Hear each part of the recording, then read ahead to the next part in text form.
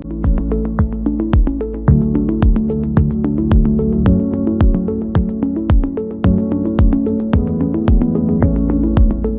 name is Pham-Cutaran, and I am a mom of 2 boys with varying degrees of eczema. As a caregiver, I never expected to be a caregiver for someone with severe atopic dermatitis. My son was diagnosed at an early age. He was about 2 weeks old when I started noticing signs of a rash that was much more than the typical newborn rash that you see. And I was hesitant to think it was more severe than it was, because I just didn't want it to be more severe than it was. But we touched base with our pediatrician often, and it just progressively got worse. So about 2 months of age was when he was diagnosed by a pediatric dermatologist that he was battling atopic dermatitis. We had tried various treatments, and everything from holistic to home remedies to Western medicine, topicals, orals, medication, you name it, we tried it. And about 6 months of age was when we noticed a decline in his health. And my son was admitted to a children's hospital due to blood work that indicated that he should be having seizures due to low sodium, as well as cardiac arrest due to his triglycerides. He just had a crazy blood work, and that landed us in the hospital. What turned into a 9-day hospital stay with various testings done. Everything led to, a negative result or, progression of him getting better on systemic treatments and whatnot, but his skin was still a mess, and they decided to call in the burn victim unit and have him wet wrapped with steroids applied first. And of course he got better, but he was never fully better, if that makes sense.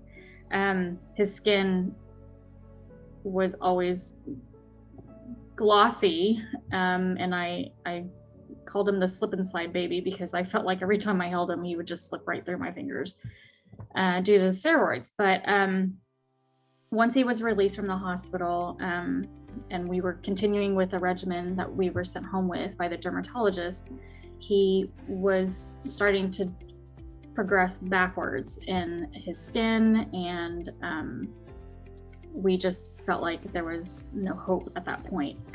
So as you can imagine, being a first-time mom to a child with severe atopic dermatitis, as a caregiver, I felt helpless, and I didn't know what to do other than stress and feel like I was harming my own child. He was 2 months when he was initially diagnosed with severe atopic dermatitis. And then the treatments that we had tried from there to when he was admitted to the hospital at 6 months old, which is, the 4-month time span there, various treatments had failed him. And due to him losing weight, he was declining in health and was labeled failure to thrive. So there was a 4-month window there. I would say they were able to then eliminate all the other diagnoses that they had at the hospital stay at 6 months old, to then saying it was just eczema. But of course that was hard to hear, because oftentimes I would think, no one knew up until that 6-month period that he was dealing with only just eczema. I would question whether or not it was cancer almost, because at that point you would want a definitive answer so then you could have a path of treatment. And I didn't feel that we had any answers when we were dealing with just eczema. I feel that eczema is just a word that is commonly used, but also improperly used. You see a rash, and everyone commonly comments that it's just a rash. But to see my child the way that he was, that's definitely more than just a rash. So I do feel that there's not enough information, at least when I was going through it. I felt like there was not enough information and resources for me to properly educate myself on what we were dealing with. I feel like just having the support system, especially for our teen, I'm concerned for my son for when he hits those years. And like I mentioned, he's only 7, he'll be 8 soon, but I'm not naive to the fact that he couldn't have a flare-up in the future, and he has to deal with it as a teenager. And I just want him to know that outside of me, he does have other children or other teens that go through it and have that support. And I feel like that's the community that needs the support the most, honestly. It's already an awkward stage being a teenager, but then not feeling like you can talk to someone about a skin disease that you have can take a mental toll, for sure. And my recommendations and tip I would give to parents who are going through it would be to find your people, find a tribe of people who understand exactly what you're going through, because it's exhausting to explain to people who don't get it. And just being able to talk about it can be very therapeutic and cathartic. I actually created a photo album that is pretty thick, as you can see, of over 3,000 photos that I took of my son from the very beginning to when he was much better. So over probably a year's worth of photos, but he doesn't remember what he went through, and I find solace in that.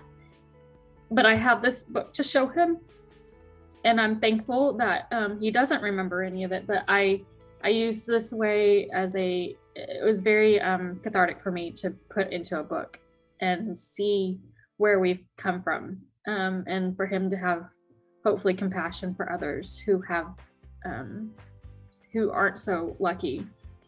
Regarding the diagnosis portion of it, I felt that we were kind of initially, when we met with one of the top pediatric dermatologists in our state at the time where we were living, it was very much brushed off as it was not a big deal. And for him to just say, "Oh, this is just eczema," was really disheartening. And I didn't feel any compassion from him. And I'm not expecting someone to like coddle me, but to have a professional tell me that, "Oh, this is just eczema, we'll just slap some steroids on it, it'll be good," was really hard to hear as a parent, especially as a first-time parent who's going through it. It's not easy to navigate through those emotions and process the information that's being thrown at you, especially when it's just so flippant.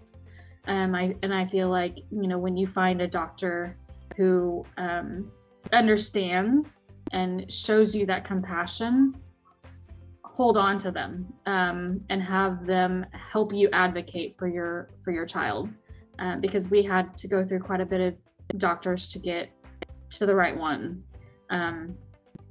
And I'm thankful that we pushed on. Oftentimes I never had the energy or the strength. I didn't feel that I had the strength to continue on, but I had to keep going.